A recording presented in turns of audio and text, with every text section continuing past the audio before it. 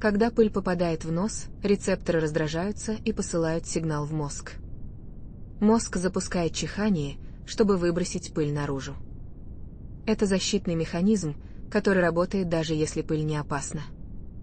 Но самое интересное, некоторые люди чихают от яркого света. Это называется фоторефлекторное чихание. Около 35% людей страдают от этого. Это связано с тем, что зрительный нерв проходит рядом с обонятельным, и мозг путает сигналы. Ты чихаешь от света. Подпишись на канал и напиши в комментариях.